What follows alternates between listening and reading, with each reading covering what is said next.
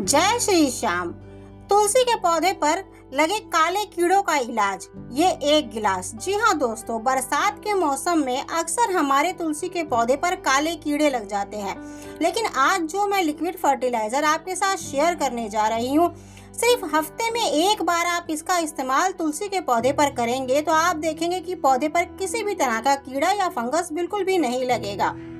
मैं इस फर्टिलाइजर का इस्तेमाल बदल बदल कर अपने तुलसी के पौधे पर करती रहती हूँ और आप देख सकते हैं कि मेरे प्लांट पर किसी भी तरह का कोई भी कीड़ा या फंगस नहीं लगा हुआ है और तुलसी कितनी हरी भरी और घनी है, स्वस्थ हालत में है।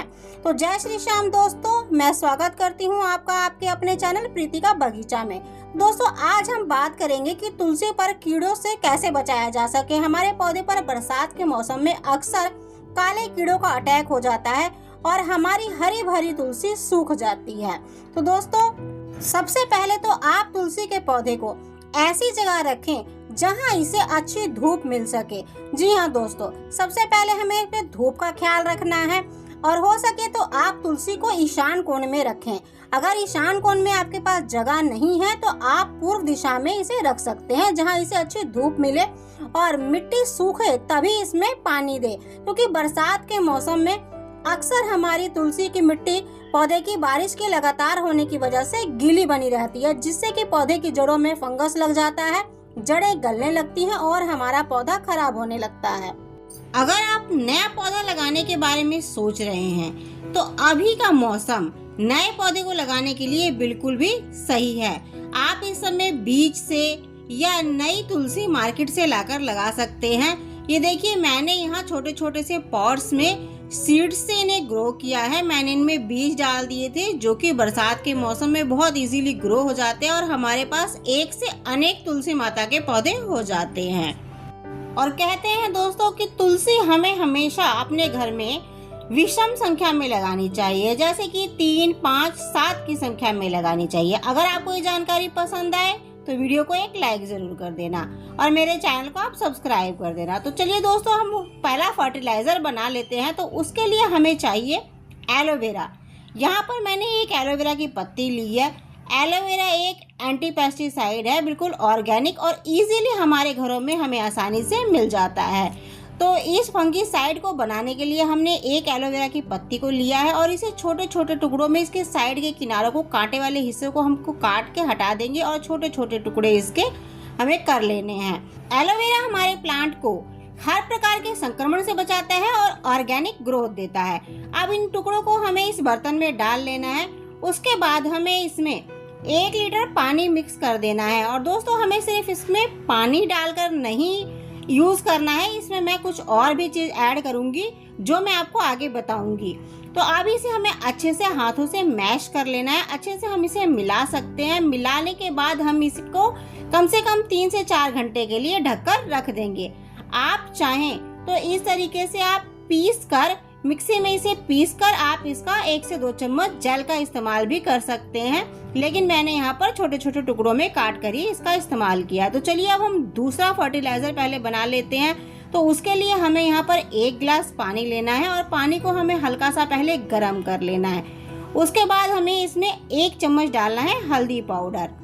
हल्दी पाउडर भी एक ऑर्गेनिक एंटी फंगल साइड है और बहुत ही आसानी से ये हमें हमारे घरों में मिल भी जाता है।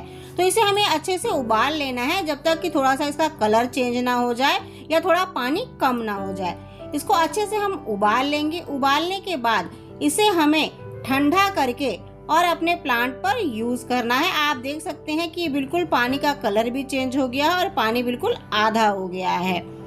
तो ऐसे ही आसान गार्डनिंग टिप्स के लिए और वास्तु से जुड़ी जानकारी के लिए चैनल को अभी सब्सक्राइब कर लें और वीडियो को एक लाइक कर दें। तो चलिए दोस्तों, अब हमने जो एलोवेरा जेल को मैश करके पानी में रखा था उसका अब हम इस्तेमाल कर लेते हैं। तो इसे हम अच्छे से निकाल लेंगे, छान लेंगे, जिससे कि हमारे प्लांट पर आप देख सकते हैं कि ये जेल बिल्कुल गाढ़ा गाढ़ा हो गया है और ये बिल्कुल पत्तियों पे अच्छे से चिपक जाएगा जब हम इसका स्प्रे करेंगे। और ये हमारे पौधे को संक्रमण से भी बचाएगा और ऑर्गेनिक ग्रोथ देगा, पत्तियों में चमक लाएगा और बहुत ही आसानी से हमें हमारे घरों में मिल भी जाता है। तो हमने इसे अच्छे से छान लिया है उसके बाद हमें इसे इसी तरह इसमें हमें और पानी ऐड नहीं करना है। हमें इसे को स्प्रे बॉटल में भर कर अपने तुलसी के पौधे पर स्प्रे करना है। तो इसका स्प्रे हमें ऐसे ही नहीं करना है दोस्तों। मेरे पास हींग नहीं थी, आप इसमें एक चुटकी हींग ऐड कर लें। उसके बाद अच्छे से ऊपर से नीचे हमें अपने पौधे को तुलसी के बिल्कुल बढ़िया से नहला देना है। और बचे हुए जल का आप इस्तेमाल अपने पौधे की मिट्टी में भी डाल सकते हैं। मेरे पौधे की मिट्टी लगातार बारिश की वजह से गीली थी, इसलिए मैं यहाँ पर अभी इस लिक्विड को पौधे की मिट्टी में नहीं दे रही हूँ, क्योंकि पहले ही मिट्टी बहुत गीली है। ज़्यादा पानी ओवर वाटरिंग हो जाएगा तो पौधे की जड़ों में फंगस लगने की समस्या हो सकती है। इस स्प्रे का इस्तेमाल आप हफ्ते में एक बार अपने प्लांट पर शाम के समय करें।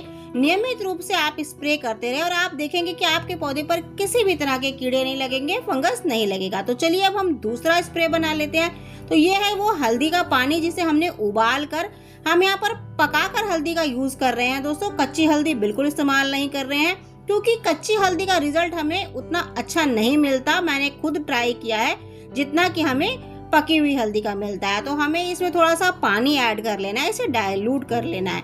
और इसका भी स्प्रे नेक्स्ट डे, एक दिन हमें एलोवेरा जेल का स्प्रे करना है और दूसरे दिन हमें हल्दी के पानी का स्प्रे अपने पौधे पर कर देना है।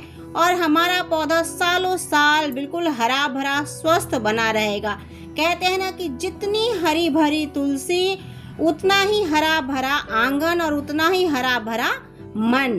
तो आप इस स्प्रे का इस्तेमाल हफ्ते में एक बार अपने प्लांट पे करें और कमेंट में मुझे बताएं कि आपको ये जानकारी कैसी लगी हो। तो ऐसे ही आसान टिप्स के लिए चैनल को अभी सब्सक्राइब कर ले, वीडियो को लाइक कर दे। जय श्री श्याम दोस्तों, हैप्पी गार्डनिंग।